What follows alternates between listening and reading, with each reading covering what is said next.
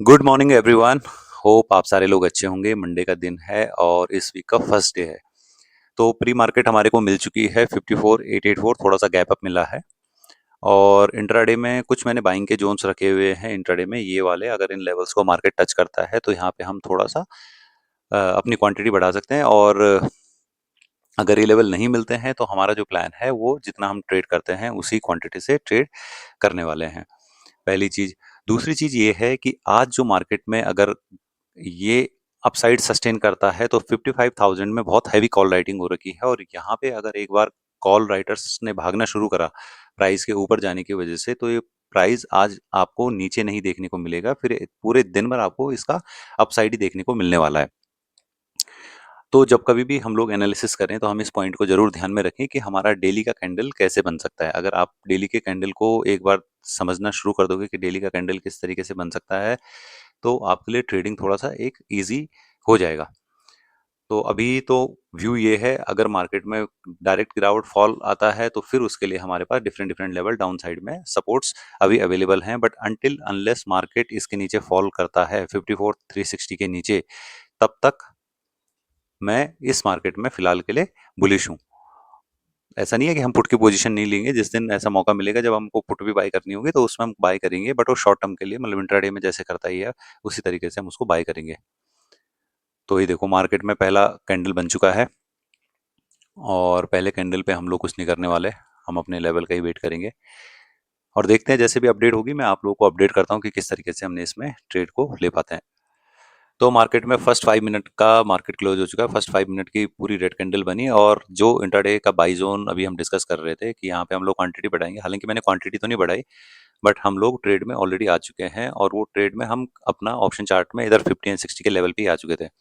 उसके बाद भी मार्केट थोड़ा सा फर्दर डाउन गया अराउंड 20 पॉइंट्स के आसपास, और अभी मार्केट अपसाइड जाने की तैयारी में है।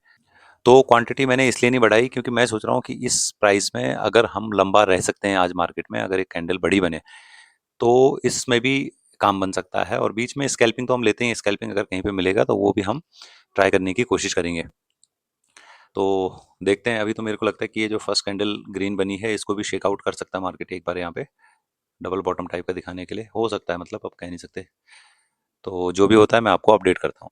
अभी हमारे को जो प्रॉफिट आ रहा है मोटा मोटा वो 4,000 के आसपास का आ रहा है, 4,100। तो ट्रेड में तो मैं बना ही रहूंगा। अभी देखते हैं किस तरीके से मार्केट वर्कआउट करता है और किस तरीके से हम लोग अपनी ट्रेड को मैनेज करते हैं। सो एवरीवन, इस फॉल में हमने एक स्कैल्प की ट्रेड डाली है। देखते हैं वर्कआउट करती है या नहीं करती। इसमें हम 10 पॉइंट का एसएल लेने वाले हैं, और 10 पॉइंट का एसएल हो गया 444 के बाद 434 के आसपास का, और 433। तो देखते हैं कि ये हमारे फेवर में चलता है या क्या करता है प्राइस। एक बार इसका भी मैं चार्ट आपको ओपन करके दिखा देता हूँ। और जो स्कैल्प हमने ये डाला है ये हमने 15 मिनट्स के चार्ट के बेसिस पे डाला है। तो अगर मैं इसको 15 मिनट पे लगा लूँ चार्ट को, तो 15 मिनट के इस रिट्रेसमेंट पे इस ट्रेड को मैंने डाला है। तो देखते हैं हमारे फेवर में चलती है या किस तरीके से वर्कआउट करती है।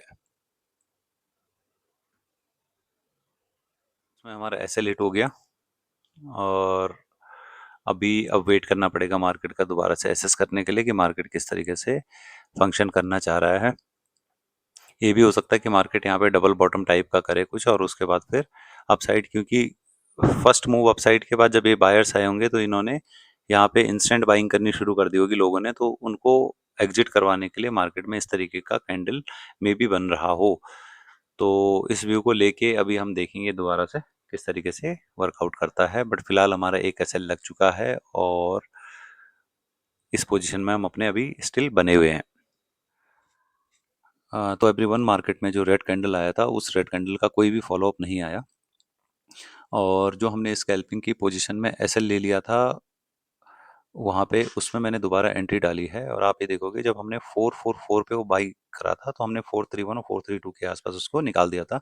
ये स्टॉप लॉस ट्रिगर हो गया था, टीआरजी लिखा हुआ है। अभी जब इसने क्या करा, इसने 50% के ऊपर क्लोजिंग दी है यहाँ पे इस लेवल पे, दोबारा यहाँ से वापसी आके इसके 50% के ऊपर क्लोजिंग दे के सेम लेवल पे जब वो आया, फिर मैंने उसको दोबारा से उसमें एंट्री कर दी है। और अब इस बार मैंने क्या करा है, इस बार मैंने करा है कि मैंने जहाँ पे उसको बाय करा था उसी पे ही मैंने एसएल लगा दिया है। सो दैट हमारे को एक्स्ट्रा अमाउंट ना पे करना पड़े अगर इफ़ इन केस इसमें लॉस होता है तो दो स्कैल्प में बैक टू बैक लॉस होगा तो वो थोड़ा सा बड़ा लॉस हो जाएगा। इसलिए अपने को ये भी ध्यान रखना है कि अगर हम स्कैल्पिंग कर रहे हैं तो एटलीस्ट हम ऐसे जगह पे करें जहां से प्राइस डाउन साइड कम व्यू रहे आपका।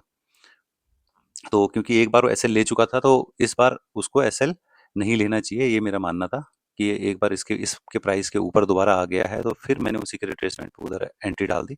और वो प्राइस लेने के बाद मार्केट अभी अपसाइड जा रहा है, देखते हैं क्या होता है। अगर ये डे का हाई ले जा लेगा तो बहुत ही बढ़िया अपने को प्रॉफिट देखने को मिल सकता है, अदरवाइज जहाँ पे हमारा बाई करा हुआ है वहीं पे हमारा एसएल आ जाएगा। और अभी मार्केट को देख के तो लग रहा है कि वो एसएल दे भी सकता है क्योंकि हमने वहीं पे लगा रखा है जहाँ पे हमने बाई किया हुआ था। सो एवरीवन, जो सिनेरियो सोच के मैंने पोजीशंस बनाई थी वो सिनेरियो थोड़ा थोड़ा करके मेरे को लगता है कि हमारा उसमें ख़राब हो रहा है। और उसके पीछे का रीज़न क्या है कि इसको अगर टाइम लगाना था तो यहाँ पे इतना टाइम नहीं लगना चाहिए था इस पोजीशन में। इसमें तो हमारा खैर 5-6 हज़ार का भी प्रॉफिट आ गया था। ये भी जो स्कैल्पिंग वाली पोजीशन है ये 2 बार नो प्रॉफिट नो लॉस पे खड़ी हो गई थी ये वाली पोजीशन। और उसके बावजूद भी मार्केट ऐसा नहीं चला क्योंकि उसने यहाँ पे कुछ साइडवेज जैसा बनाना शुरू कर दिया है। एक्चुअली में 55,000 में बहुत ज़्यादा हैवी कॉल राइटिंग है। और यहाँ पे जो सेलर हैं वो इस मार्केट को ऐसा भी कर सकते हैं कि ये यहाँ से इसको ऊपर ना जाने दें। तो ये थोड़ा सा एक सिचुएशन बनी हुई है अभी, क्योंकि इस सिचुएशन में अभी तक इसको एज पर माय एनालिसिस अगर इसने ये लेवल हिट कर दिया था तो जैसे ऊपर गया था ना फिर यहाँ पे शेकआउट ठीक था। बट अब इसको यहाँ से ऊपर चला जाना चाहिए था। बट अभी ये ऐसे ही घूमे जा रहा है यहाँ पे। तो मेरे को समझ नहीं आ रहा है कि ये क्या करना चाह रहा है एग्जैक्टली। बट मैं अभी इनिशियली क्या करूँगा, मैं अब इस पोजीशन पे भी कोई स्टॉप लॉस देने के मूड में नहीं हूँ। और यहाँ पे भी मैं जितनी हमारी बाइंग है 590 की 590 पे ही मैं यहाँ पे अपना एसएल देने वाला हूँ, मतलब ट्रेलिंग एसएल देने वाला हूँ, सो दैट हमको इसमें कोई लॉस ना हो। देखो, हमको ट्रेडिंग करने के मौके बहुत मिलेंगे, हर जगह पे मिलेंगे। बट अपने को क्या करना है, अपने को हमेशा अपने लॉस को, रिस्क को प्रोटेक्ट करके चलना है। तो इसी व्यू को रखते हुए अगर ये इसका ब्रेकआउट करता है तो बहुत बढ़िया है।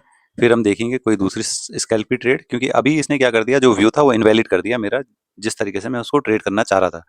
अब अगर कोई नया व्यू बनाएगा और फिर नई तरीके से देखेगा तो फिर उसमें हम दोबारा से देख लेंगे। बट अभी के लिए मैं इसमें भी अब 3,000 का प्रॉफिट है तो इसमें भी मैं कुछ नहीं कर रहा हूँ, नो प्रॉफिट नो लॉस पे मैंने लगा दिया है। देखते हैं हमारे को क्या करता है। तो अगर नेट नेट ऐसा भी हो सकता है कि हमारा आज का दिन 12,000 के लॉस पे क्लोज हो, और क्या पता ये पूरा ही ऊपर भाग जाए तो फिर हो सकता है कि हम कुछ प्रॉफिट में भी आ जाएं।